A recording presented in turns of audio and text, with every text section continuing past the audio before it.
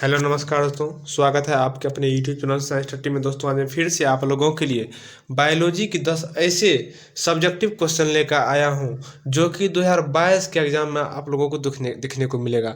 दोस्तों अगर आप लोग चैनल पर नए हैं तो चैनल को सब्सक्राइब कीजिए और दोस्तों के साथ शेयर कीजिए। एक बात और है दोस्तों, अगर ये 10 क्वेश्चन को आप लोग याद कर लेते हैं तो आप लोगों को 10 में 5 क्वेश्चन आप लोग को जरूर देखने को मिलेगा। तो ये क्वेश्चन को छोड़िएगा मत, इसको जहां जैसे भी हो इसको याद जरूर कर लीजिएगा। चलिए दोस्तों शुरू करते हैं। फर्स्ट क्वेश्चन आपका कह रहा है अलैंगिक जनन मुकुलन से आप क्या समझते हैं। तो इंग्लिश में इसका होगा what do you understand by sexual reproduction. तो इसका डिफिनेशन होगा इस प्रकार के जनन को में जनक के शरीर में कोई बल्ब सिरखी प्रवर्धक निकल आती है जिसे मुकुलन कहते हैं। आपका निकल गया, इससे आप क्या समझते हैं।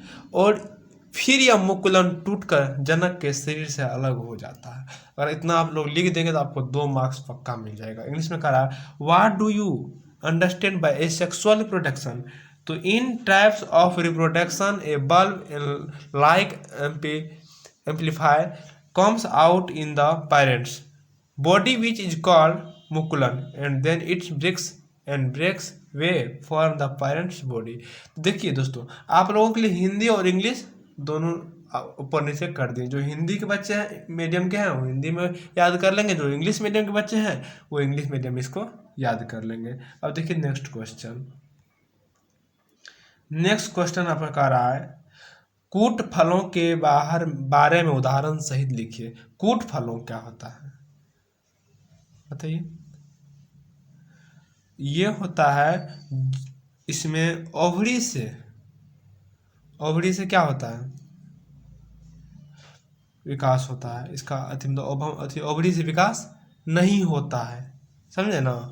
तो चलिए इसको पढ़ते हैं। वह फल जिसका विकास अंडाशय से न होकर पुष्प के अन्य भागों से होता है उसे कूट फल कहलाता है। वह कूट फल कहलाता है।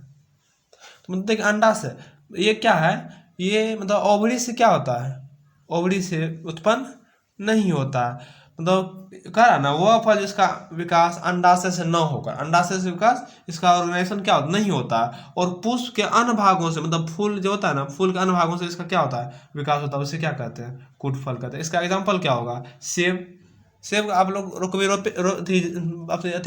वृक्ष लगाए सेब का नहीं देखे होंगे, अगर देखे होते देख लीजिएगा, नहीं देखे हैं तो उसमें देखिएगा फूल से इसका क्या होता है मतलब विकास होता है, ठीक है।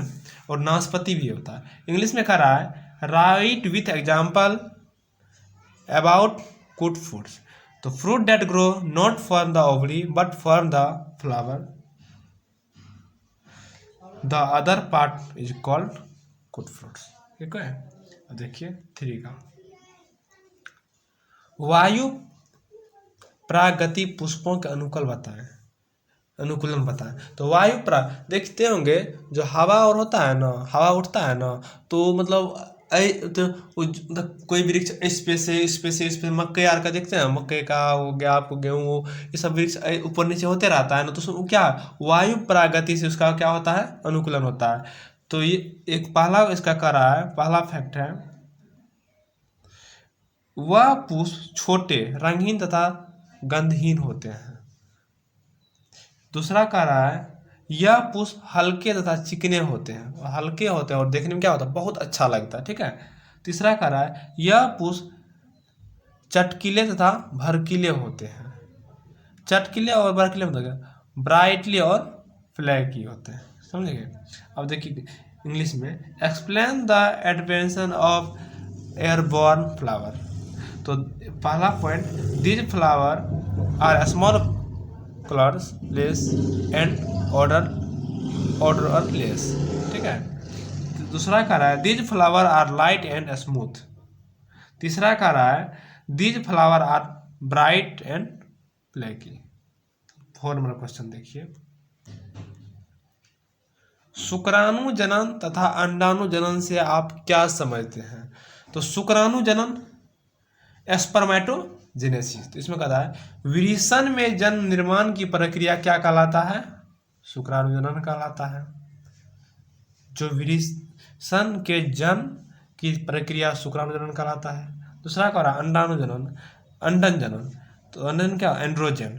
तो अंडाशय के डिंब कोशिका का अनुगित अंड कोशिका में परिवर्तन को अंडजनन कहा जाता है। तो इंग्लिश में कह रहा है, तो what do you understand by spermatogenesis and undergrowth. तो spermatogenesis the process of birth in the testis induces spermatogenesis. Androgen the change of oviduct into haploid scrotum is called androgen. Haploid क्या होगा, जिसमें single होता है N, और 2n हो गया आपको डिप्लॉइड। 2n क्या हो गया आपको डिप्लॉइड। डिप्लॉइड में क्या होता है, जिसमें मेल और फीमेल दोनों हो। तो एंड्रोजन में सिर्फ एक ही होता है, हैप्लॉइड होता है। ठीक है, और आप लोग ये बता सकते हैं कि मेल में कौन सा हार्मोन होता है और फीमेल में कौन होता है, ये भी जान लीजिए। फीमेल में आपको होता है प्रोजेस्टेरॉन। कौन होता है, प्रोजेस्टेरॉन। और मेल में कौन होता है, जल्दी बताइए, नहीं बता सकते हैं, कमेंट जरूर कीजिएगा, ये आप लोग के लिए है। अब देखिए 5 नंबर प्रश्न, रक्त का कार्य बताएं। ब्लड का वर्क क्या होता है। रक्त शरीर के तापमान क्या करता है, बनाए रखता है। हमारे शरीर के तापमान कौन बनाए रखता है, बोलिए, हमारे शरीर का तापमान कौन बनाए रखता है, ब्लड रखता है। रक्त में पाए जाने वाले आरबीसी रेड ब्लड कर्पसल्स रक्त में ऑक्सीजन तथा कार्बन डाइऑक्साइड का स्थानांतरण करने का कार्य करता है। O2 तथा CO2 क्या करता है, स्थानांतरण करने में कार्य करता है। ठीक है, अब देखिए इंग्लिश में इंडिकेट ब्लड वर्क। तो ब्लड मेंशन बॉडी टेम्परेचर, मतलब हमारे शरीर के तापमान को बनाए रखता है कौन, ब्लड। तो आरबीसी रेड ब्लड कर्पसल्स, तो found in blood act the transfer oxygen and carbon dioxide blood. ठीक है, अब देखिए 6 नंबर क्वेश्चन, ट्रांसक्रिप्शन और ट्रांसलेशन में अंतर बताएं। ट्रांसक्रिप्शन और ट्रांसलेशन आपको कौन जगह मिलेगा, जेनेटिक्स में मिलेगा। ठीक है, तो कह रहा है ट्रांसक्रिप्शन, ट्रांसक्रिप्शन क्या कह रहा है, तो जेनेटिक सूचना को डीएनए के स्ट्रैंड से आरएनए में कॉपी कर को ट्रांसक्रिप्शन कह रहा है जेनेटिक सूचना को डीएनए से स्ट्रैंड से आरएनए में कॉपी करो, ट्रांसक्रिप्शन कहता है। डीएनए क्या करता है, स्ट्रैंड से आरएनए में क्या करता है, कॉपी कर रहा है, नहीं, उसे क्या कहता है, ट्रांसक्रिप्शन कहा जाता है। अब ट्रांसलेशन किसे कहते हैं, एमिनो एसिड मोनोमर से पॉलीपेप्टाइड का निर्माण को ट्रांसलेशन कहा जाता है। एमिनो एसिड से मोनोमर के पेप्टाइड का निर्माण फॉर्मेशन करता है और उसे क्या कहा जाता है, ट्रांसलेशन कहा जाता है। आप लोग ये बता सकते हैं जेनेटिक्स का फादर किसे कहा गया है, तो जेनेटिक्स का फादर आप लोगों को हो गया मेंडल। क्या होता है, मेंडल। ओके, ये याद रखिएगा। Different between transcription and translation. Transcription copy genetics information from DNA to RNA to do is called transcription. ठीक है, अब देखिए ट्रांसलेशन तो polypeptide for amino acid monomer the creation of is called translation. It's okay, तो देखिए 7 number का, सहलगनता को परिभाषित करें। लिंकेज, सहलगनता क्या होगा आपको, लिंकेज। ठीक है, तो इसमें कह रहा है 2 हेमोगॉल्स अनुसूत्रों के धागों को एक दूसरे के साथ जोड़ने की घटना को सहलगनता कहलाता है। तो डिफाइन लिंकेज, अब लिंकेज का डिफाइन क्या होगा, the 2 hemo cells thread the threads of each other connection is called association। देखिए हो गया, समझ गए ना, इसको जरूर याद करिएगा। हम आपसे रिक्वेस्ट करते हैं कि इसको क्वेश्चन को जरूर याद कीजिएगा। तो अनुवांशिक जेनेटिक्स कोड के गुण या विशेषता लिखे। तो इसका देखिए कह रहा है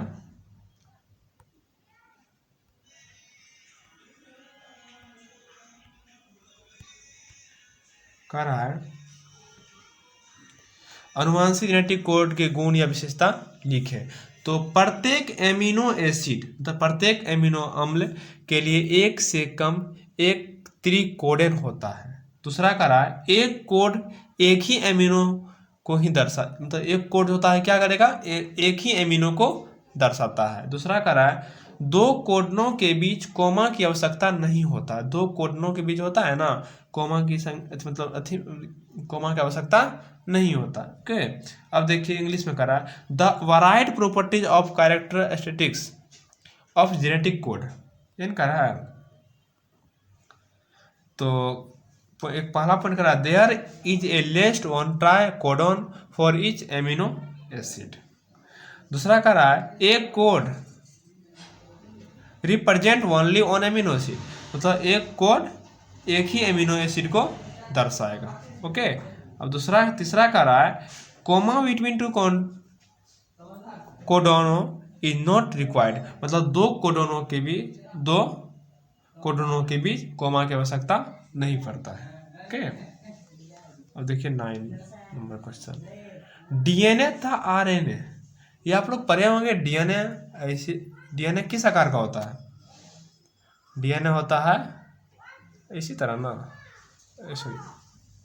इस तरह होता है नहीं, यहाँ पर क्या होगा डीएनए का स्ट्रक्चर था नहीं। तो डीएनए कुंडली टाइप में होता है, द्विकुंडली टाइप में होता है नहीं। अब देखिए इसका डिफाइन डीएनए जो है ना डीएनए तथा आरएनए, तो आरएनए तथा डीएनए में अंतर। तो यह एक कुंडलित होता है, यह क्या होता है एक कुंडलित होता है नहीं, यह एक कुंडलित होता है, यह द्विकुंडलित होता है डबल कुंडलित नहीं। आरएनए कोशिका धर्म में पाया जाता है। आरएनए किस में पाया जाता है कोशिका धर्म में पाया जाता है। ये डीएनए अनुसूत्रों में पाया जाता है। यह अनुवांशिक पदार्थ नहीं होता है, यह अनुवांशिक क्या होता है पदार्थ नहीं होता, यह अनुवांशिक पदार्थ होता है। समझ गए, इसको जरूर याद कर लीजिए। अब देखिए 10 नंबर क्वेश्चन कर रहा है क्या 10 नंबर कर रहा है एड्स के दो लक्षणों की विवेचना करें। एड्स क्या होता है, एड्स के बारे में समझते हैं डायरिया का बना रहना एवं शरीर के भार से में कमी। मतलब आपके एड का लक्षण हो गया मतलब आपको लगेगा मतलब डायरिया टाइप से और शरीर में क्या होगा मतलब वजन की कमी बुझाएगा। ओके, 1 महीना से अधिक हल्की बुखार एवं खांसी, 1 महीना से आपको हल्का बुखार और खांसी के टाइप में दिखेगा और लगेगा आपको मतलब 1 महीना से खांसी हो रहा है और क्या हो रहा है बुखार लग रहा है। तो ये आप समझ जाइए कि हमको एड्स का लक्षण हो गया। उसको डायरेक्ट मेडिसिन लीजिए और अच्छा डॉक्टर से उसका ट्रीटमेंट कीजिए। इंग्लिश में देख लीजिए discuss two symptoms of AIDS. तो persistence of diarrhoea and reduction in a body weight. तो क्या करा डायरिया बनाना शरीर में भार की कमी हो जाता है।